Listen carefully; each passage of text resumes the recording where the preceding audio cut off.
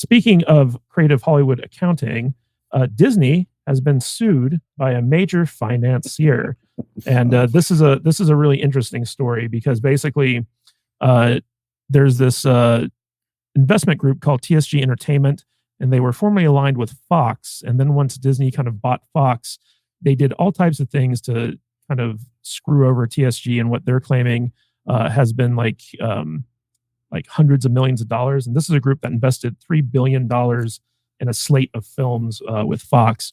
And basically, in the lawsuit, TSG is alleging that Disney sought to prop up its stock price and pay the packages of CEOs Bob Iger and Bob Chapek at TSG's expense. It's kind of the same allegations that Scarlett Johansson brought against Disney back when she was suing them over Black Widow. But what's interesting here is that the lawsuit alleges that Disney fired the Fox staffers responsible for marketing and distributing the films TSG had financed, leading to considerable underperformance at the box office for those films. And I find it interesting that basically Disney would spend all this money to acquire a bunch of these films and then purposefully tank them at the box office so that they could launder money, essentially. So I'm going to throw this to start off with, since he's our resident Hollywood expert. Odin, what's your take on this lawsuit against Disney? It seems like Disney is desperate for cash, so it doesn't surprise me that they're using creative accounting methods to kind of bolster their bottom line. But do you think that this lawsuit actually has any teeth to it? I mean, it very well could, because if you just remember, I know I do, just looking back to all of the Fox properties that have gotten released since they took over that were clearly, the brainchild of the old school Fox era, and then Disney just happened to put them out.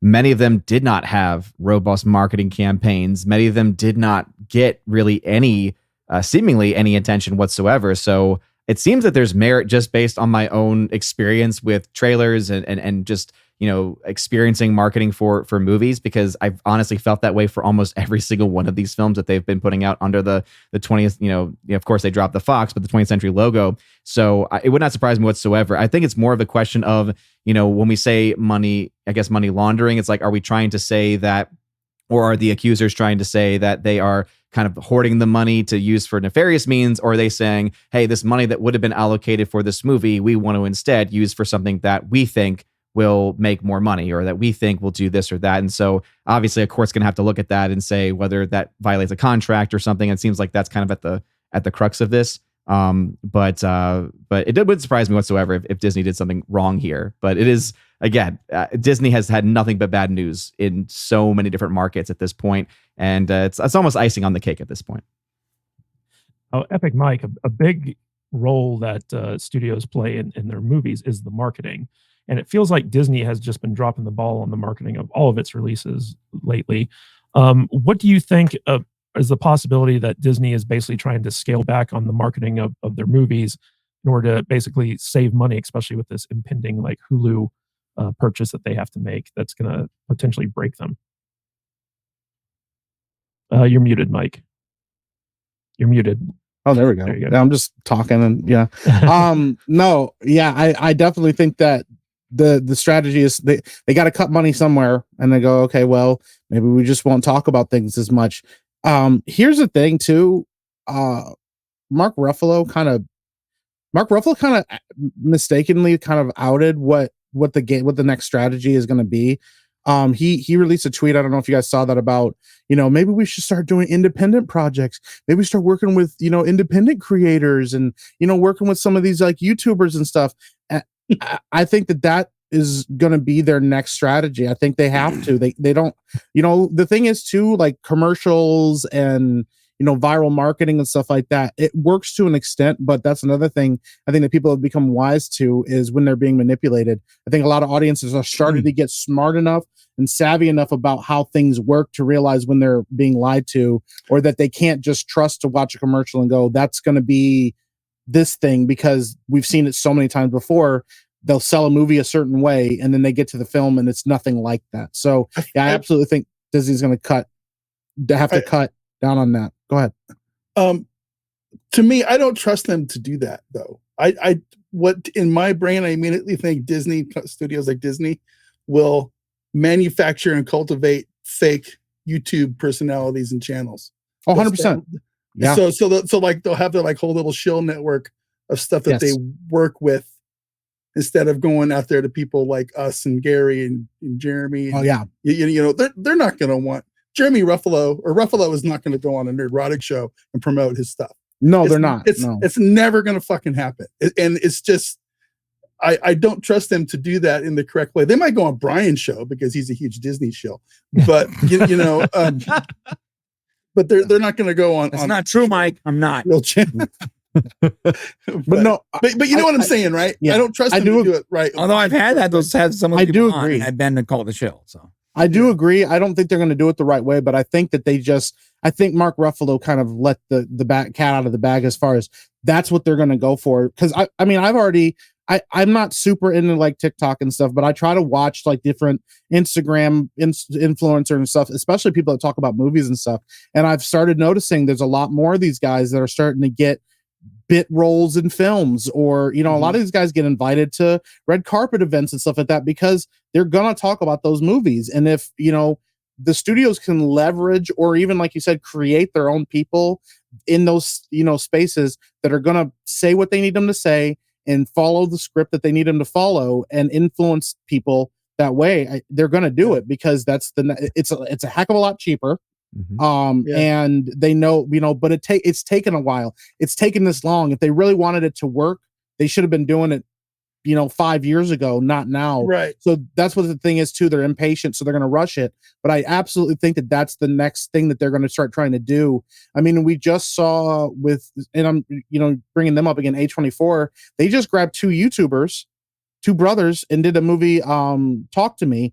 And that movie has done very well, and it's been very successful at like a budget. I think it was a $10 million budget or something like that. But these are 4.5. 4.5. Was it 4.5? Okay, yeah, I knew it was really small. It was very small. and it's really successful. Once again, word of mouth. And part of it is because these YouTubers and these TikTokers and Instagram influencers and stuff, they all have built-in audiences and built-in marketing because they have eyes on their audience. And this is something that Young Ripa used a lot. You know, direct line of sight with your audience is key now to people trusting you and people investing in your product. And there's a lot of money to be made in that beyond what we've seen because it's still burgeoning and it's still new. But I think these studios are definitely going to try to move into that and try to manipulate those spaces because they need that. And like you said, spending $250 million on marketing is just not going to work anymore. They don't have that money. They can't keep, you know. I was just gonna, it's interesting to me how this direction they're going. You know, we at the Salty Nerd podcast, we have relationships with people. Yeah. We have relationships with like legitimate actors and movie people and producers and writers. And but none of those relationships came from the studio. Right. Yeah. Those relationships came from us, them seeing our show and reaching out going, hey man, that was pretty funny. That was pretty studio cool. gatekeeps hard. You know, so and it seems like and Brian can really attest to this for sure. When they do reach out and they want to collaborate a little bit, they get smashed on. They just get hammered. You know, it's like, oh, you're not going to talk to those guys. No. You know, the only way to get those people on your show or to collaborate with them is directly. If you try to go through the official channels, you get beat down. Yes. Yep. So 100%. Be interesting. It's going to be there's interesting time coming up for sure. So yeah. So Brian, go ahead. Sorry. Well, yeah. Let me throw this to Brian real quick. So one of the things that Disney's being accused of in this lawsuit, it's called self-dealing. And this was something that I saw a lot when I worked at Paramount, where basically, you know, Paramount produces a movie and then they use the Paramount studio lot, and basically Paramount's paying itself for the use of that studio lot.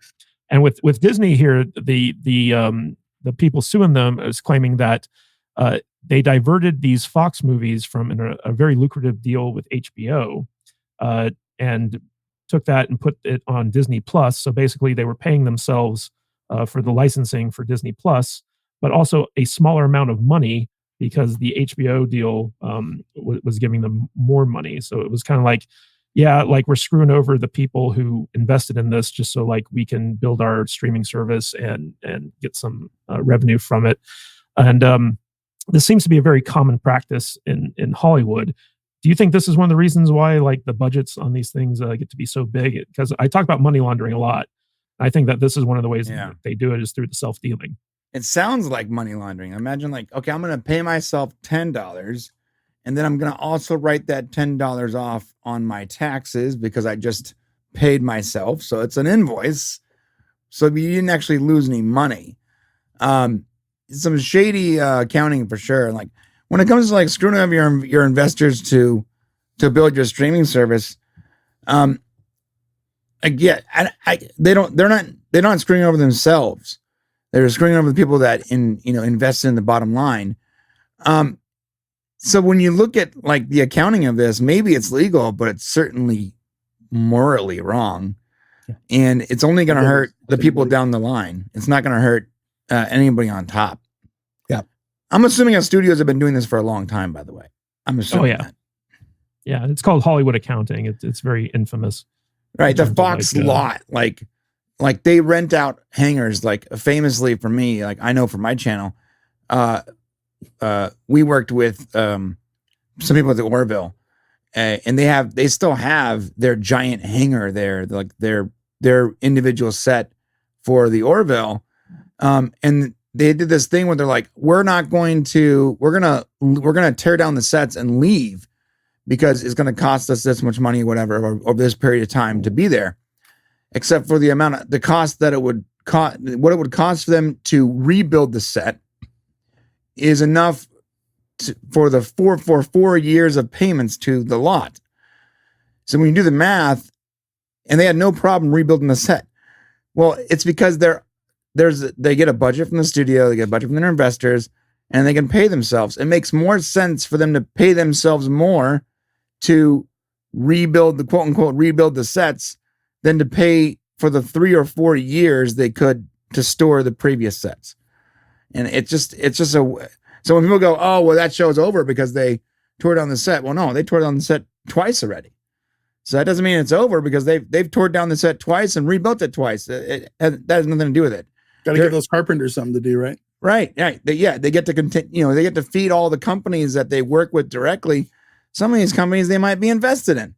Consider like, oh, I'm invested with this this company that does all the set building or whatever. Well, I'm going to make sure that they get the next contract because I'm also here's an extra $10 million, boys, and I own half the business. But that has nothing to do with it. It's very interesting. Yeah. All right, guys, real quick. We got a super chat from Christopher Mays for $4.99.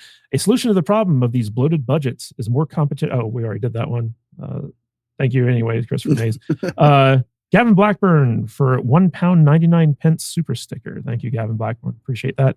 And we got producer extraordinaire from the Dub Show, Jonas J. Campbell, dropping $5 on us. I'm here to shout out Matt Vader. I won't tell anyone that you're really the great Klingon Chancellor Kim Peck. Kapla. So Vader, Yeah. Is that your alter ego, Klingon Chancellor? So just to give everybody a little bit of clarity here, we got a comment on one of our live streams or videos a couple of weeks ago that said, "Hey, Matt Vader looks just like Kim Peck from Star Trek: The Next Generation," and I pulled it up and I put my face next to his, and I'm like, "It's kind of true. It's kind of true." So yeah, it was weird. We're both fat, both kind of ugly. got some forehead ridges going on. So yeah, it was kind of funny. It was a nice little Twitter fun thing. So yeah, it was cool. Thanks for that, man. I agree. I think I look like him too. Maybe I'll do some cosplaying at the next Star Trek convention next year if I can get a good Kim Peck outfit. That'd be kind of fun. Well, we appreciate Mr. Campbell dropping by. He's the one who makes the Dub Show go, along with Valiant Renegade and all that good stuff. Good friends of the channel. So appreciate them being here. Hey guys, if you like this podcast, don't forget to like and subscribe to the channel and comment below on your favorite video as well. That goes a long way with helping us boost our channel and get out there in front of more people. And it lets YouTube know that we're doing something right. And if you want to catch us live, we go live 2 times a week, once on Saturdays at 10 a.m. Pacific time and on Tuesdays at 1:30 p.m. Pacific time. So join us there in the chat. We will see you on the live stream. Stay salty.